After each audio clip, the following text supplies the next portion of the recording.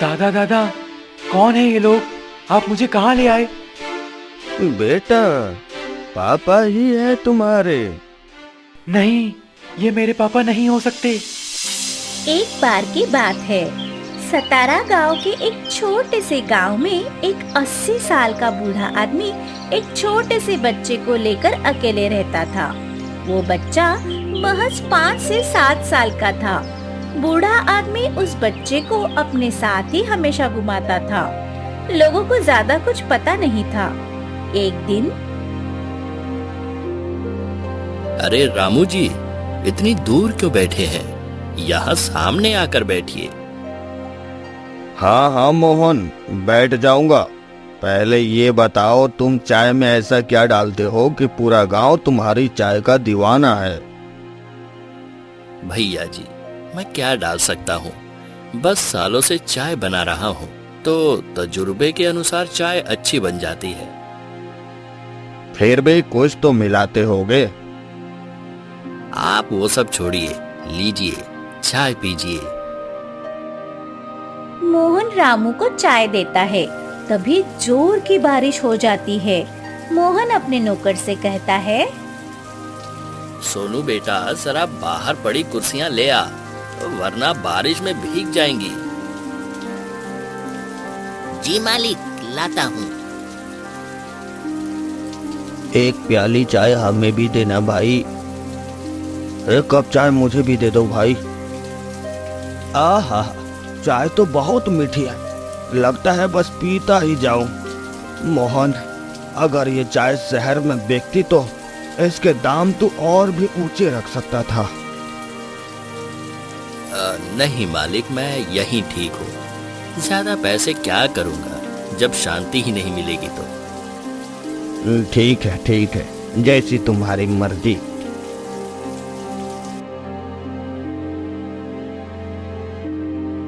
ऐसे ही लोग मोहन की दुकान पर आते और चाय की तारीफ करके चले जाते। मोहन के दिन अच्छे कट रहे थे। तभी एक दिन जोर की बारिश हो रही थी। चाय के लिए भीड़ रोज की तरह ही थी। तभी सोनू देखता है, चाय की दुकान से थोड़ी ही दूर एक बूढ़ा आदमी, उम्र महज 70-80 साल की होगी, एक टक दुकान की ओर देखे जा रहा था। साथ में उसके एक बच्चा भी था। मालिक मालिक, वो देखो। क्या देखूं? उधर देखिए, एक बूढ़ा आदमी खड़ा है, साथ में उसके एक बच्चा भी है। हाँ, वो तो ठीक है, लेकिन ये हमारी दुकान की तरफ ही क्यों देख रहा है? शायद उन्हें चाय पीनी होगी और उनके पास पैसे नहीं होंगे। ठीक है, कोई बात नहीं, बुला ले उन्हें भी इधर। अरे रुको, आप दोनों को कुछ खाना पीना है तो खा सकते हो। अरे रुको तो। वो बूढ़ा आदमी दूर से ही देखकर चला गया। सोनू अपने मालिक के पास आता है। मालिक मालिक, वो दोनों तो चले गए। मैंने उन्हें आवाज दी, बहुत ज्यादा आवाज दी, लेकिन उन्होंने सुनी ही नहीं। हो सकता है वो बहरे हों। जिस तरीके से वो हमारी दुकान की तरफ देख रहा था, उससे तो यही पता चल रहा है कि वो दोनों बहरे तो नहीं हैं। चल छोड़, जाने दे। जाकर लोगों को चाय दे। सोनू लोगों को चाय पिलाने लगता है और वो बूढ़ा आदमी उस बच्चे को लेकर वहाँ से चला जाता है।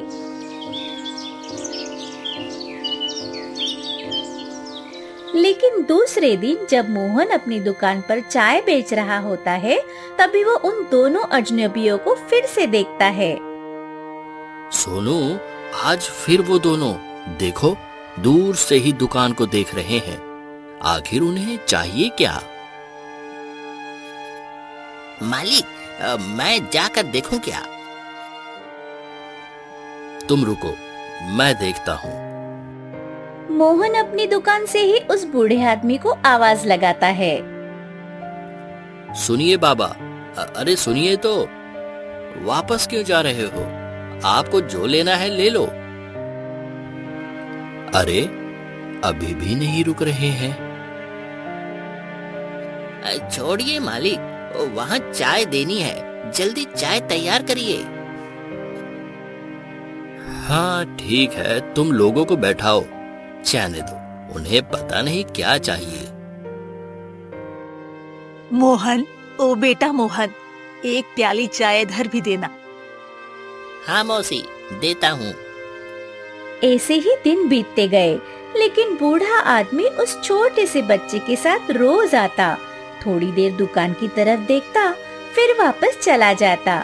मोहन उसकी इस हरकत से सोच में पड़ गया, लेकिन वह भी क्या करता।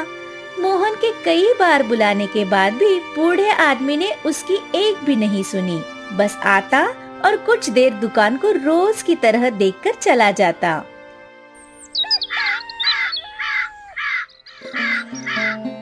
एक दिन मोहन का पड़ोसी हरिया सुबह सुबह मोहन की दुकान पर आता है।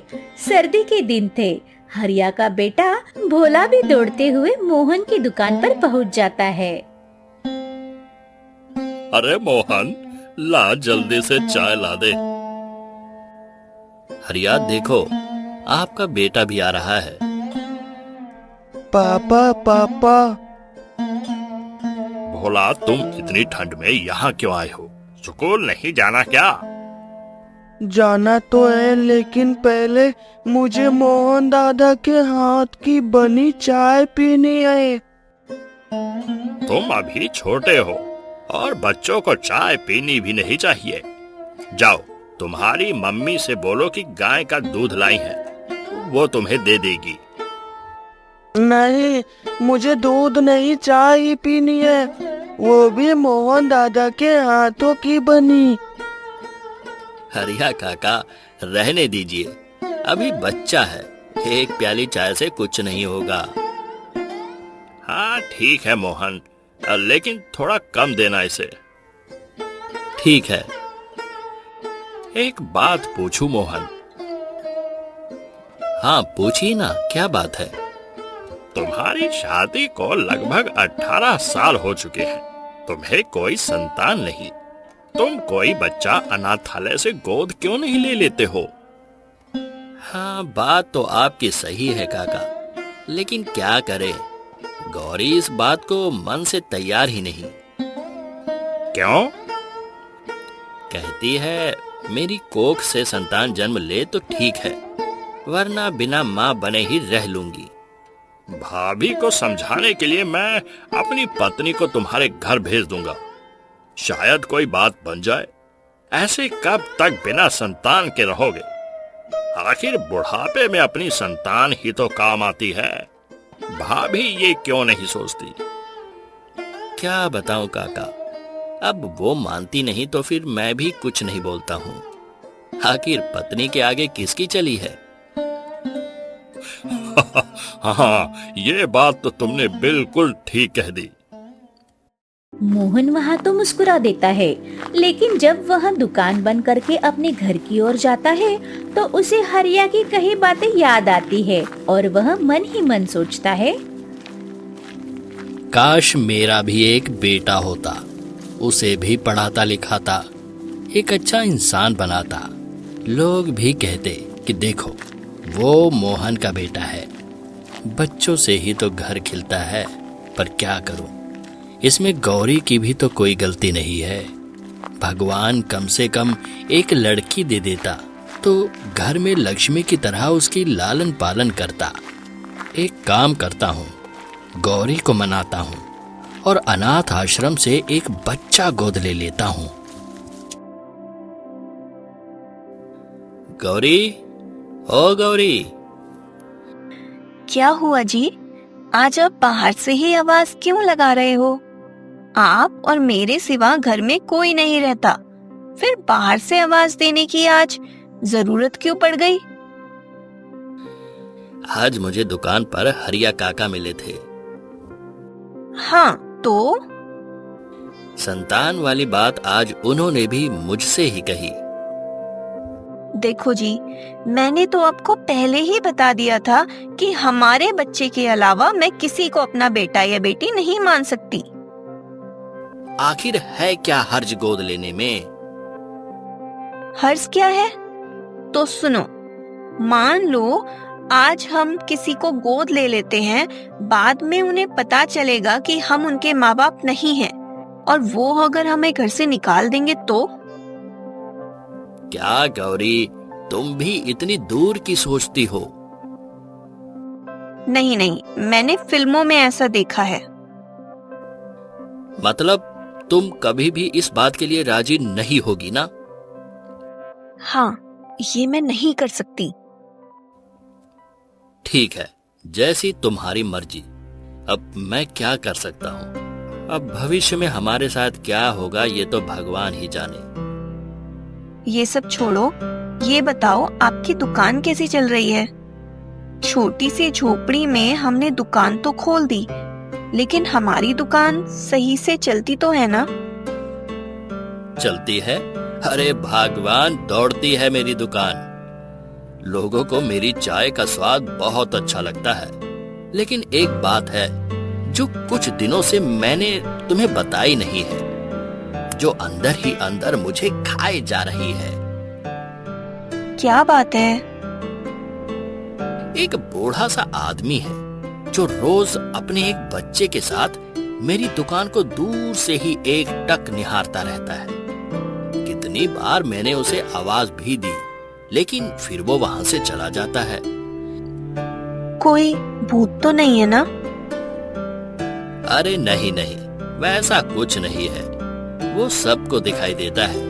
भूत होता तो सबको दिखाई थोड़े ही देता। आकर क्या करता है वो? अरे कुछ नहीं, बस दूर से ही कुछ देर मेरी दुकान को देखता है और चला जाता है। मेरी दुकान पर जो लोग आते हैं उनसे भी मैंने पूछा, लेकिन कोई उन्हें नहीं पहचानता। छोड़ो जी, ऐसा होता रहता है बाजारों में। आप बस अपनी दुकान से ही मतलब रखा करो। नहीं, मुझे पता लगाना होगा। ये कोई एक दिन की बात नहीं है ना। अच्छा, तो कल मैं भी चलूं क्या आपके साथ? दोनों साथ में रहेंगे तो उससे पूछ लेंगे, हो सकता है वो हमें अपने आने का कारण बता दे। ठीक है, चलकर देख लेना। मैंने और सोनू ने तो बहुत कोशिश की, लेकिन नहीं पता कर पाए। कल तुम भी कोशिश कर लेना। ठीक है, कल सुबह 5 बजे ही चलते हैं। इस बार मोहन गौरी को साथ लेकर अपनी दुकान पर सुबह सुबह जाने लगा। सर्दियों का मौसम था, जगह जगह ठंड से लोग कांप रहे थे। लोगों को ठंड में राहत मोहन की चाय से ही मिलती थी। दुकान खोलकर मोहन और सोनू अपने काम में लग गए। गौरी बैठी बैठी बस उस रास्ते को देख रही थी जहाँ बूढ़ा आदमी बच्चे के साथ खड़ा होकर दुकान को निहारा करता था। दुकान पर एक एक करके चाय के लिए भीड़ जम गई। थोड़ी ही देर में बूढ़ा आदमी उस बच्चे के साथ वहाँ दिखाई पड़ा। मोहन ने तुरंत ही गौरी को इशारा किया। देखो देखो, वो रहे वे लोग।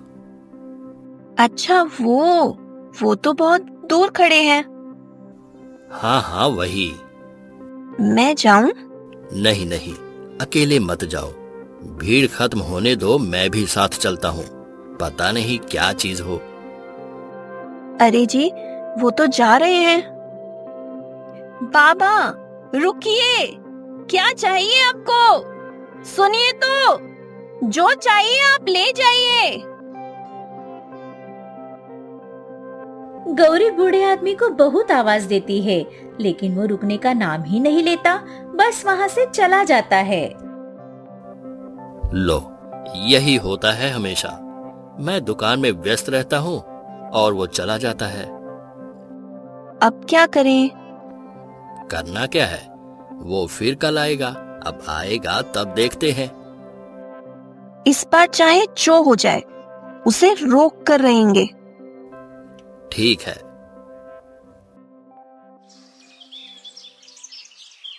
सुबह सुबह मोहन और गौरी दुकान के लिए निकल जाते हैं। रास्ते में सोनू भी उनके साथ चल देता है। ठंड का मौसम था, सर्दी जोरों से गिर रही थी।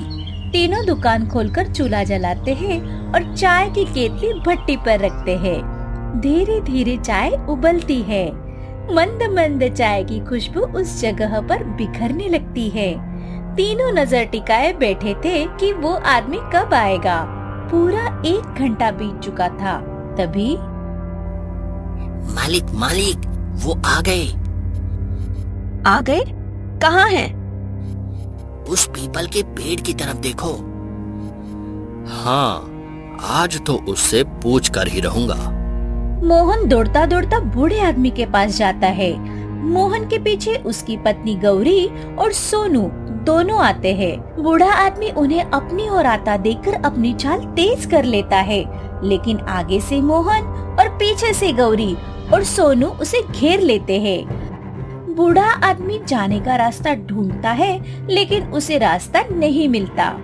मोहन जब उस बूढ़े आदमी को देखता है तो उसके माथे पर एक टीका नजर आता था, साथ में एक मासूम सा बच्चा जो सिर्फ एक ही ओर देख रहा था। अपनी पलकें झपकाने में भी वह बच्चा काफी समय ले रहा था। मोहन के मन में भी बहुत सारे सवाल थे, बहुत क्रोध था। मोहन बूढ़े आदमी से ऊंचे स्वर में बोलता है, बाबा, कौन हो आप? मैं काफी दिनों से देख रहा हूँ। मेरी दुकान पर आते हो और बिना बोले चले जाते हो। मेरी दुकान बंद कराने के लिए कोई तंत्र मंत्र करते हो क्या? मैंने भी कितनी बार आपको आवाज दी, कुछ चाहिए तो मांग लेते। ऐसे परेशान करने का क्या मतलब है? मैं भी आवाज दे देकर थक गया हूँ, पर ये लोग तो ऐसे ही हैं जैसे कोई जिंदा इंसान होते हैं। वैसे ऊपर से अभी देखो, हमें देखकर भाग रहे थे। मतलब हमारी दुकान पर ये आदमी कोई काला जादू करता होगा। चाहे धूप हो या बरसात, कुछ भी हो, ये आदमी यहाँ आना नहीं छोड़ता। बोलो, कौन हो तुम और क्यों यहाँ रोज रोज आते हो? दादा दादा, कौन है ये लोग? आप मुझे कहाँ ले आए? बेटा, पापा ही है तुम्हारे। नहीं, ये मेरे पापा नहीं हो सकते। मेरे पापा आपसे कभी ऐसी बात नहीं करेंगे। आप मुझे कहाँ ले आए, बताओ। बेटा, मैं सच कह रहा हूँ, ये तेरे ही पापा हैं। तेरी ही चाय की दुकान है। मुझे मेरे पापा के पास जाना है। मोहन, गौरी और सोनू तीनों के चेहरे अचानक से सदा से उतर जाते हैं। वे तीनों बस गौर से बूढ़े इंसान और उस बच्चे की बातें सुनते हैं। शायद वह अपने पापा को ढूंढ रहा था, लेकिन रो रो कर वह बच्चा बेहोश हो गया। अरे कोई मेरे बच्चे को चाय पिलाओ। बाबा, चाय नहीं, पानी दो उसे, वो बेहोश हो गया है। नहीं मोहन, ये पानी से नहीं उठेगा। तेरी हाथ की बनी चाय पीकर ही उठेगा। सोनू भागकर चाय लेकर आता है। बूढ़ा आदमी उसे चाय पिलाता है और वह उठकर बैठ जाता है और मोहन को गले लगाकर कहता है, पापा, आपने इतने दिनों तक मुझसे बात क्यों नहीं की? आप दादा को ऐसे डांट कर मेरे साथ मस्ती कर रहे थे ना? माँ की भी आवाज आ रही थी। कहाँ है वो? सबके हाथ तत्वलते हुए बच्चे के हाथ को पकड़ लेते हैं, जिसमें चूड़ियों की आवाज आ रही थी। बच्चा गौरी के आंचल में छिप जाता है। माँ, कहाँ चली गई? इतने दिनों तक मुझसे बात क्यों नहीं करी? अब दोनों मुझसे इतने दिनों तक बात क्यों नहीं कर रहे थे? मोहन और गौरी को कुछ भी समझ नहीं आ रहा था। दोनों के मन में बहुत सारे सवाल थे, क्योंकि मोहन का तो कोई बेटा था ही नहीं। मोहन बूढ़े आदमी से कोई सवाल करने से पहले ही बूढ़े आदमी ने इशारे से मोहन को किसी भी सवाल करने से मना कर दिया। बेटा, अब तो तुम खुश हो ना? आज मैंने तुम्हारे पापा मम्मी से मिला दिया। हाँ दादाजी। ठीक है, अब तुम यहीं बैठो, मैं तुम्हारे पापा के हाथ की चाय पीकर आता हूँ। बूढ़ा आदमी मोहन और गौरी को थोड़ा किनारे ले जाता है और कहता है, मैं जानता हूँ कि अभी आपके मन में बहुत सारे सवाल होंगे। मैं कौन हूँ? वो बच्चा जो आपको पापा बोल रहा है, वो कौन है? वो बच्चा आपकी पत्नी को माँ क्यों बोल रहा है? बेहोश होने पर मैंने उसे पानी की जगह चाय क्यों पिलाई? हाँ, मुझे जानना है, आखिर ये सब क्या है? आज से 1 साल पहले की बात है। राजपुर नाम के गांव में हम लोग रहते थे, जो यहाँ से मीलों दूर है। मेरा एक बेटा था जिसका नाम राम था। जैसा उसका नाम था वैसा ही उसका स्वभाव था। न किसी से झगड़ा, न किसी से लड़ाई। उसकी पत्नी राधा भी मेरे बेटे के साथ कामों में हाथ बटाती थी, क्योंकि तुम्हारी तरह वो भी चाय की ही दुकान चलाता था। फिर एक दिन, अरे सोहन, आज दुकान पर नहीं चलना क्या? कल तू आया नहीं, मुझे अकेले ही पूरी दुकान संभालनी पड़ी। वो तो मेरी पत्नी समय पर आ गई, वरना बहुत से लोग तो चाय पिए बिना ही चले जाते। आपके हाथों की चाय बिना पिए कोई चला जाए, ऐसा कभी हुआ है क्या? पूरे राजपुर में सबको पता है, आप जैसी चाय कोई नहीं बना सकता। ऐसा कुछ नहीं है, वो तो भगवान की मर्जी है। लेकिन तू काम पर आया कर। राधा अवनीत को स्कूल के लिए तैयार करती है। तुम तो जानते ही हो अवनीत के नखरे। हाँ मालिक, वो बात तो है। राम सुबह सुबह अपनी चाय की दुकान खोलने के लिए जाता है, लेकिन रास्ते में वह अपने गांव के एक आदमी को देखता है जो चुपचाप बैठा हुआ होता है। राम उसके पास जाता है। अरे रामू काका, क्या हुआ आपको? आप इतने उदास इस ठंड में क्यों बैठे हो? क्या बताऊं बेटा, मेरे बेटे की बहू ने मुझे 5,000 रुपए दिए थे राशन लाने के लिए। अब वो कहीं गिर गए हैं। अगर मैं खाली हाथ घर गया तो पता नहीं बहू मेरा क्या हाल करेगी। अच्छा, ऐसी बात है। आप एक काम करिए, मेरे घर जाइए और राधा से 5,000 रुपए ले लीजिए, फिर जाकर राशन खरीद लीजिए। लेकिन बेटा, मैं इतने सारे पैसे कैसे चुकाऊंगा? अरे नहीं नहीं, ये पैसे आपको चुकाने नहीं है काका, आप इसकी चिंता छोड़िए। ठीक है बेटा, भगवान तुझे और तरक्की दे। राम अपनी दुकान पर पहुंचता है और देखता है कि उसकी चाय पीने के लिए लंबी सी लाइन लगी हुई है। अरे राम, जरा जल्दी आया कर, तुझे पता नहीं मुझे खेत जाना होता है। हाँ काका, पता है, और मैं अपने समय से ही आता हूँ। आप ही जल्दी पहुँच जाते हो। भाई क्या करें, तुम्हारे हाथ की बनी चाय की आदत जो लग चुकी है। अब तो घर वाली भी चाय बनाती है तो पीने का मन नहीं करता। ठीक है काका, कल से आपके लिए मैं और भी जल्दी आ जाऊंगा।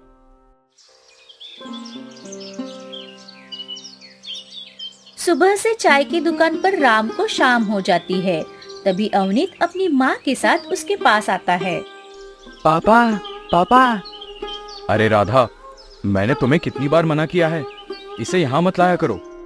रास्ते में बड़े बड़े जंगल पड़ते हैं, कैसे कैसे जानवर रहते हैं। आपने तो अपनी कह दी, लेकिन इसकी भी तो सुनिए। आज तो मुझसे कह रहा था कि पापा के हाथ की बनी चाय ना पीऊं तो नींद भी नहीं आती। आपका बेटा आपके घर आने से पहले ही जान जाता है कि आप आ गए। पता है कैसे? कैसे? आप जब लौटते हुए चाय टिफिन में लाते हो ना, तो घर से ही उसकी खुशबू पहचान लेता है। इतना मन पढ़ाई में लगाया कर, फालतू की चीजों में नहीं। ठीक है बाबा, पढ़ाई में तो मैं अच्छा हुई, लेकिन आपको पता है मैं आपको बिना देखे पहचान लूंगा। कैसे? तुम कोई भगवान हो क्या? जो चाय आप बनाते हो ना, उसकी खुशबू हमारे पूरे गांव में कहीं और से नहीं आती। तो जब भी ये खुशबू आएगी मैं समझ जाऊंगा कि आप वहाँ हो। अच्छा ठीक है बेटा, कल सुबह जल्दी जाना है। क्यों? आज का मौसम देखकर लग रहा है कल बारिश होगी। ठंड में बारिश? हाँ, ठंड में भी कभी कभी हो जाती है। पापा कल रविवार है, मेरी छुट्टी है, तो मैं भी दुकान पर चलूंगा। नहीं नहीं, कल दादा के साथ तुम व्यायाम करने के लिए जाओगे। बेटा, ये मेरे साथ कल व्यायाम पर नहीं जाएगा। जिद पकड़े हुए हैं कि कल ये तुम्हारे साथ ही जाएगा। ठीक है बाबा, आप थोड़ा घर का ध्यान रखना। कल साथ में राधा को भी ले जाऊंगा, क्योंकि अकेले तो मैं इसे संभाल नहीं सकता। ठीक है बेटा, जैसा तुम ठीक समझो। राम सुबह सुबह राधा और अवनीत को लेकर अपनी दुकान लगाने के लिए निकल पड़ता है। राधा, देखा, मैंने कहा था ना कि आज मौसम खराब रहेगा। देखो कैसा मौसम हो रहा है, अब तुम लोगों को भी परेशानी होगी। राम राधा से बात ही कर रहा था कि जोर से तूफान की वजह से एक बहुत बड़े बरगद के पेड़ पर बिजली गिरी, जिसकी चमक राम और राधा दोनों पर गिरी। राम और राधा वही खत्म हो गए। बिजली की चमक इतनी तेज थी कि अवनीत की रोशनी उस हादसे में चली गई। जब अवनीत होश में आया तो सबसे पहले इसने अपने माँ पापा को ही ढूंढा, लेकिन डॉक्टर ने मना किया था कि मैं इसे इसके माँ पापा के बारे में सच न बताऊं। तब से लेकर आज तक इसे मैं रोज एक नया झूठ बोलता हूँ। कुछ दिन बाद हमने वो शहर छोड़ दिया और हमने आपकी दुकान के बारे में सुना।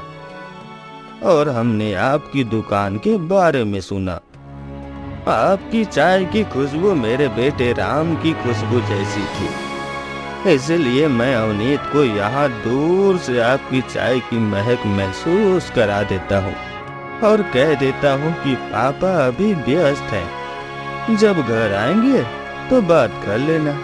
इतने दिनों से मेरे पोते को यही लगता रहा कि उसके पापा जिंदा हैं। तो आप हमें देखकर भागते क्यों थे?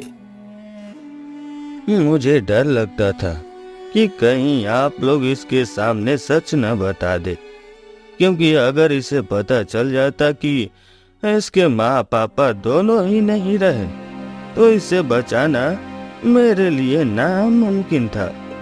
इसलिए मैं इसे दिलासा देने के लिए आपकी दुकान को दूर से ही दिखाता था और अवनीत को लगता था कि उसके माँ बाप जिंदा है। अगर आज आप लोग इसके सामने सच कह देते तो आज मैं अपने पोते को भी खो देता। मोहन को अपने सारे सवालों का जवाब मिल जाता है। गौरी उस बूढ़े आदमी से कहती है, हमें माफ कर दीजिए बाबा, हमसे बहुत बड़ी गलती हो गई। नहीं नहीं बेटा, तुम्हारी कोई गलती नहीं है।